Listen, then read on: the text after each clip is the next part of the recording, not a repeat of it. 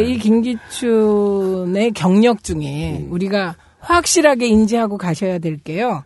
1972년 유신헌법을 초안했다는 겁니다. 그렇죠. 알려져 있죠. 누구의 사람이다? 박정희의 사람이다. 그것도 박정희 대통령이 유신을 한 거는 뭐 이제 와서 누구나 얘기하듯이 정권 연장으로 독재한 거잖아요. 그거에 이론적 기초를 제공한 사람이다. 네, 김기춘. 그러니까 박근혜 대통령과 김기춘은 그냥 비서실장과 무슨 관계가 아니라 아버지의 가신 그룹의 핵심이다. 그래서 제가 언젠가 잠깐 말씀드렸는데 그 김기춘 비서실장이 실장으로 임명되고 박근혜한테 그 임명장 받을 때 그 표정이 우리 영예. 네, 그런 거였다는 거죠. 드디어 우리가 해냈다. 아이고 기특한 거 막 아이고 예쁜 거 이런 표정이었거든요. 네, 그런 사람이다. 이게 중요해요. 그러면 이건 무슨 말씀을 드리려고 하냐? 최태민도 알고 있었을 거다. 옛날부터 이 말씀을 드리려고. 그러니까 아까 박원석 의원은 1987년에 붕괴가 일어났을 때 붕괴를 해결하기 위해서 왔다 갔다 했다. 이게 아니고 그 전부터 최태민을 알고 있었을 거다. 더불어 최순실도? 네. 알고 있었을 거다. 그러니까 만약에 서로 배타적인 관계이거나 모르는 관계일 수가 없는 것이 만약에 최순실 입장에서 김기춘이 마음에 안 들었으면은 그 자리에 올라갈 수 없는 관계인 거잖아요. 서로가 협력 관계가 아니라면 지금까지 나온 팩트로만 봐도. 그리고 다 아시는 거잖아요. 정수장학회 장학금을 수여한 졸업생 모임의 회장이에요. 상정회? 예, 회장이고. 그러니까 정수장학회에서 장학금 받은 그 상청회 그룹이 오랫동안 이제 박정희 대통령을 보자 하면 그 주변에 지지 기반이 되면서 이분이 2012년에는 박정희 대통령 기념사업회 초대이사장을 해요. 그리고 최근에도 맞아요. 광화문에 박정희 동상 세우자. 그 모임 들락거리면서 기자들한테 되게 워딩을 많이 했죠. 최근에. 그렇죠. 예. 그래서 그런 분이라는 거죠. 그러면 그러니까 저는 최순실 게이트에서 정말 이상한 지점이 있었어요. 그 문건 유출건에서. 이게 문화체육관광부 주변은 차은택이라는 사람이 조금만 감각이 있으면 인맥이 있으면 이렇게 좀 이렇게 길목을 막을 수가 있어요. 그래서 뭐 교문수석, 그다음에 문화부 장관, 콘텐츠진흥원장. 그거 안 치면 하겠다. 요게 보이는 데예요. 그런데 정말 이상했던 건 최순실한테 넘어간 그 문건 중에 외교 안보에 관한 게 있었던 거. 네, 그 부분까지 최순실이 할 수 있을까? 그것도 하늘과 통해서 했을까? 그 불가능한 영역이거든요. 외교 안보, 국방 요 분야에 대해서는 이게 최순실 작품이 아닌데 이런 생각을 했어요. 그래서 좀 아까 박 의원이 얘기했듯이 최순실이 주인인 건물에 들어서 이분이 인수위와 별도로 사무실을 꾸리고 거기서 인선 다 했다는 거 아닙니까? 그래서 그 문건들이 나갔다 최종 기착지가 어디냐? 김기춘일 것이다. 이렇게 저는 보는 거예요. 그러니까 사실은 김기춘은 전형적 구시대 인물 그리고 공작 정치의 대명사, 초원복 국집 사건의 말하자면 주역 그렇죠. 이런 거지 않습니까? 그리고 굉장히 음흉하고 교활한 이런 사람이고 박지원 그 국민의당 비대위원장이 그런 얘기를 했어요. 김기춘이 부두목이다. 실체가 드러날 거다. 틀린 말이 아니죠. 사실은 하얀 도화지 같은 그런 정신세계를 갖고 있는 박근혜와 욕심덩어리인 최순실과 이거를 다 움직이면서 권력의 마쿠에서 권력을 조정한 그런 역할을 실질적으로 했을 가능성이 높고 그리고 지금 이 사태가 터진 이후에도 이걸 방어하기 위해서 이러저러한 이 공작과 모사와 이걸 하고 있을 가능성이 매우 높고요. 근데 이제 중요한 시사점은 최재경이 물러나면서 검찰에 대한 김기춘의 통제력이 급격히 허물어지고 있다는 거를 그걸 통해서 한번 확인할 수가 있을 것 같아요. 그리고 아마 검찰이 김기춘 수사에 나서지 않을까 이렇게 보여지고 그러면 사실은 그 아무리 천하의 김기춘 공작 정치고 검찰을 떡주물러시 주물러 왔던 김기춘도 이제는 과거처럼 그렇게 하기 어려운 그런 상황으로 가고 있고요. 어쨌든 이 실체를 밝혀야 됩니다. 그리고 이 역할을 밝혀야 되고 그거는 이제 특검과 국정조사에서 굉장히 중요한 포인트 중에 하나가 아닐까 싶어요. 저는 약간 다른 시각으로 한번 볼게요. 김기춘이 권력의 핵심인 건 맞는데 원래 핵심인 건 맞는데 그래서 비서실장도 하고 그런 건데 진짜 핵심은 아니었다. 최순실 게이트 터지기 전까지는. 그러니까 그 청와대에서 왜 박근혜 덕대 한번 하려고 하면은 뭐 정호성이나 안봉근이나 이런 사람들한테 날짜를 잡고 나서 야, 내가 이번에 뭐 며칠 날 VIP랑 덕대한다 이렇게 자랑할 만한 정도 권력의 밖에서 봤을 때는 핵심에 들어가 있었지만 사실상 최순실이나 문고리 3인방 정도 급은 아니었는데 이 사람들 자체가 무력화되는 상황에서 정말 자기가 워너비가 되고 싶었던 진짜 실세가 최근에 된 게 아닌가 이런 생각도 해봐요. 예, 그거는 요런 거예요. 그러니까 김기춘 실장이 인수위와 별도로 핵심적인 그 인선을 했다고 칩시다. 근데 그렇다고 박근혜 대통령과 늘 만날 수 있는 게 아니에요. 우리가 문고리 권력이라고 얘기하고 이제 재상이라는 말 있잖아요. 그게 침소를 돌보는 하인이 재상이 되는 거거든요. 그러니까 제일 가까운 손과 발은 운전하는 분. 예, 그다음에 음식 해주는 분. 그다음에 잠자리를 해주는 분이에요. 그 만남, 그러니까 정말 핵심이고 박근혜가 없어서는 안 될 인물은 김기춘이 아니고 내 생존이 되게 해주는 사람들이잖아요.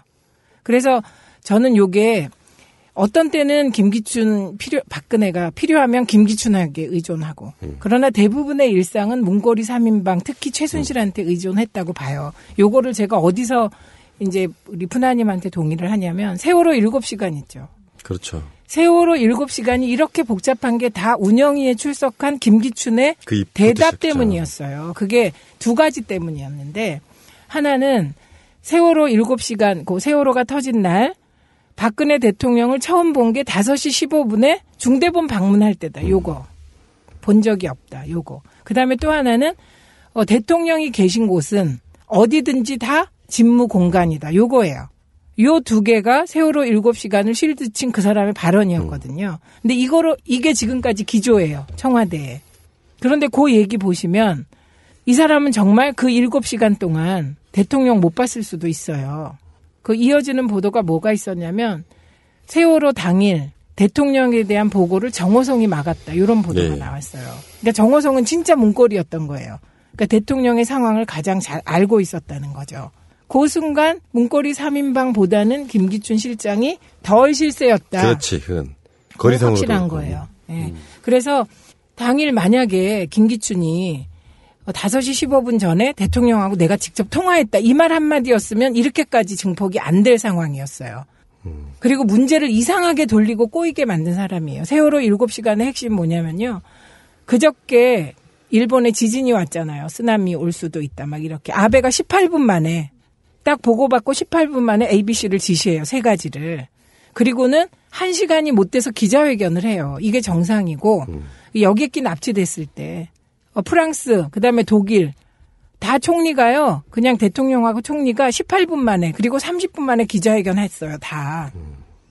그러니까 세월호 7시간 이렇게 꼬일 필요도 없던 거예요.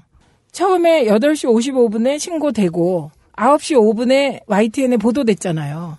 그러면 적어도 9시 20분엔 대통령이 나와가지고 기자회견하고 이렇게 했어야 되는 거 안 한 것만으로 끝나는 일인데 그걸 꼬이게 만들고 이상하게 만든 게 김기춘이에요. 그러니까 국가로 따지면은 문고리 3인방하고 최순실은 내치 그리고 김기춘은 외치 이런 정도가 공작. 예. 그거 이제 동시에 이런 시각으로도 볼 수 있는 거죠. 그 메커니즘을 김기춘이 몰랐을 리가 없다. 그렇죠. 권력을 오랫동안 다뤘던 사람. 하지만 그래 너희들은 그런 역할 해. 그리고 나는 이런 역할 할게. 이런 관계였을 가능성이 굉장히 높다는 거죠. 근데 이 정권이 워낙에 그 권력자의 의지부터 시작해서 천박하다 보니까 가까이 있는 게 최고야. 그렇잖아요. 같이 드라마 보고 같이 주사 맞고 뭐 이런 게 최고인 거 아니야.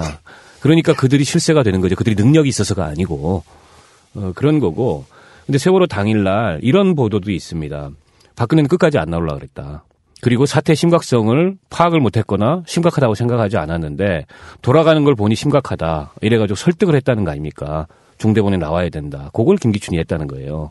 그래서 그 마지막에 이제 좀 다급한 보고를 듣고서 나와가지고 구명조끼를 입었는데 왜 못 구하나요? 이렇게 헛소리를 해댄 거죠. 그래서 사실은 김기춘도 그날 박근혜의 행적과 세월호 7시간, 사라진 7시간의 진실을 모른다고 하기 어려워요. 제가 보기에는 처음엔 몰랐을 수 있는데 나중에 가서는 파악했을 가능성이 그렇죠. 있지만은 했겠죠. 그거를 이른바 이제 지금 쉴드 뺑기를 치고 있는 거죠. 네. 그런데 저는 이제 요즘 검찰의 대응을 보면서 지금 우리는 초유의 사태를 너무 많이 봐서 무뎌져서 그런데요. 지금 검찰과 청와대가 싸우는 거 있잖아요. 이거 진짜 이상한 일이거든요. 그죠? 이상한 일이에요. 근데 검찰이 한 얘기 중에 정호성 휴대폰을 10초만 공개해도 촛불이 횃불될 거다. 녹취 파일 10초? 예. 거기 이제 육성이 담겨 있다는 거지 않습니까? 네, 대통령 육성이. 예, 그 얘기. 까딱하면 공개해버리겠다는 얘기네. 그렇죠. 저거. 그리고 또 지금 이제 정호성은 당일날 보고를 막았다. 요 보도가 나왔어요. 이거 검찰이 알고 있다는 거예요. 다. 그리고 또 하나 검찰이 알고 있을 개연성이 있어요. 조선일보가 소위 그 세월호 7시간이 대통령의 이상한 사생활인 것 같은 칼럼을 하나 썼어요. 그러니까 상케이 신문이 그걸 보도했잖아요. 받아서. 그래갖고 오랜 재판을 했잖아요. 근데 그거 왜 그것이 알고 싶다 보시면 그 상케이 신문 지국장의 변호인이 있어요. 김모 변호사. 네, 우리나라 사람. 예, 우리나라 사람이에요. 그 사람도 알고 있는 거예요. 그러니까 질문을 하니까 묘한 표정을 지으면서 답을 안 해요. 그리고 그때 검찰이 왜 패소했냐면요. 7시간 동안 대통령이 그 이상한 일을 안 했다는 걸 검찰이 증명해야 되는데 그걸 실패했어요. 그래갖고 패소한 거거든요. 더 이해가 안 가는 게 조선일보 걸 받아서 쓴 거잖아요. 네. 조선일보는 왜 거기에 그 기사의 원출처는 조선일보인 거잖아요. 근데 그거를 더 심하게 쓴 거죠. 더 이제 받아서. 덧붙여가지고. 네. 그렇군요. 아, 참. 그때 이제 그 상케이 그 국장 이름 뭐죠? 저 이름 잊어버렸는데. 가토? 가토 국장이 나중에 한 얘기를 보면 검찰 조사에 들어갔는데 최순실과의 관계에 대해서만 묻더라. 그래서 본인이 이게 이 정권의 아킬레스건이구나라는 걸 그때 짐작했다. 자기는 최순실도 잘 몰랐는데. 그렇겠죠. 그거를 집요하게 물었다는 겁니다. 조사 과정에서. 그러니까 지금요. 그 세월호 7시간이 핀트가 좀 잘못돼서 계속 얘기가 되는 거예요. 박근혜가 뭘 했나. 그거 중요한 게 아니죠. 핵심은 직무유기한 거예요. 그리고 그 위급한 순간에 출근 안 한 거. 요 두 개로 사실 끝나는 건데 그거를 왜곡시킨 게 김기춘이라고 보고요. 그다음에 이제 이번에 진짜 청와대 이상한데요. 왜냐하면 이번에 이것이 팩트다. 그래서 그 사람들이 요새 그 이것이 팩트다를 이것이 거짓말이다로 읽는다는 거예요. 이것이 팩트다 그래갖고 세월호 7시간 쭉 했잖아요. 거기도 보면요. 서면 보고하고 대면 보고 안 하고 유선 보고 받았다. 이게 다예요. 그 회의도 한 번 위기의 없었고. 순간에. 예, 회의 한 번 안 하고. 그리고 2번이나 텀이 너무 길어요. 뭐 했다고 하는 지들 나름대로의 그 서면 보고, 그러니까 보고 그 리스트가 어떻게 나온 거냐면은 그때 국정조사 때. 네. 그래서 어떻게 했다는 거냐라고 계속 국회 쪽에서 추궁을 하니까 나중에 청와대에서 마지못해서 이런 방식으로 했다 이렇게 나온 상황이었거든요. 그게 어떻게 된 거냐면 이제 계속해서 회의 안 한 게 문제가 됐어요. 그리고 서면으로 보고했다 그러고 서면이 더 신속하다 그러고 막 그래서 그러면 너희 그 청와대가 한 거 다 서류로 내놔봐 그랬더니 청와대가 저희들한테는 자료를 안 주고 조원진 그때 저기였잖아요. 간사였잖아요. 그렇죠. 새누리당 쪽 세월호 국정 조원진 의원을 통해서 조원진 의원이 발표한 거예요. 알리바이를 흘린 거죠. 그렇죠. 네. 그리고 무엇보다 그 시간에 뭘 했다가 아니고 뭘 안 했다는 얘기만 하고 있어요. 예. 뭘 했다는 얘기는 지금 하지 않고 있습니다. 그래서 저는 이 세월호 7시간의 진실의 실체에 지금 언론부터 시작해서 최민희 의원님 말씀하셨듯이 검찰 다가서고 있고 이거 영원히 숨길 수 없다. 조만간 나올 거다. 이렇게 보여지고요. 또 한 번 이 국민들이 참 충격을 입을 만한 그런 실체가 담겨 있을 수도 있고 저는 당시에 이제 정윤회 씨가 이걸로 인해서 조사를 받았잖아요. 근데 이제 자기 알리바이를 또 막 만들었어요. 누구 점쟁이하고 밥 먹었다. 그리고 나서 강남에 가 있었다. 근데 이것도 굉장히 석연치 않은 해명입니다. 그것도 처음에는 기억이 안 난다고 했다가 나중에 만들어낸 해명이고 정윤회도 어찌됐든 간에 그 세월호 7시간하고 어떤 형태로든지 관련이 있을 가능성이 저는 굉장히 높다. 그래서 이번 국정조사에서 또 특검 같은 경우에 명시적으로 세월호 7시간을 수사 대상으로 두고 있지는 않지만 그 15호의 포괄 조항이 있기 때문에 수사를 통해서 실체를 밝혀야 된다. 그리고 청와대가 그동안 했던 모든 거짓말과 그 위선의 실체 이런 걸 드러내야 된다. 이렇게 해야 되고 그거는 이제 특검과 국정조사에서 굉장히 중요한 포인트 중에 하나가 아닐까 싶어요. 저는 약간 다른 시각으로 한번 볼게요. 김기춘이 권력의 핵심인 건 맞는데 원래 핵심인 건 맞는데 그래서 비서실장도 하고 그런 건데 진짜 핵심은 아니었다. 최순실 게이트 터지기 전까지는. 그러니까 그 청와대에서 왜 박근혜 덕대 한번 하려고 하면은 정호성이나 안봉근이나 이런 사람들한테 날짜를 잡고 나서 야, 내가 이번에 뭐 며칠 날 VIP랑 덕대한다 이렇게 자랑할 만한 정도 권력의 밖에서 봤을 때는 핵심에 들어가 있었지만 사실상 최순실이나 문고리 3인방 정도 급은 아니었는데 이 사람들 자체가 무력화되는 상황에서 정말 자기가 워너비가 되고 싶었던 진짜 실세가 최근에 된 게 아닌가 이런 생각도 해봐요. 예, 그거는 요런 거예요. 그러니까 김기춘 실장이 인수위와 별도로 핵심적인 그 인선을 했다고 칩시다. 근데 그렇다고 박근혜 대통령과 늘 만날 수 있는 게 아니에요. 우리가 문고리 권력이라고 얘기하고 이제 재상이라는 말 있잖아요. 그게 침소를 돌보는 그리고 굉장히 음흉하고 교활한 이런 사람이고 박지원 그 국민의당 비대위원장이 그런 얘기를 했어요. 김기춘이 부두목이다. 실체가 드러날 거다. 틀린 말이 아니죠.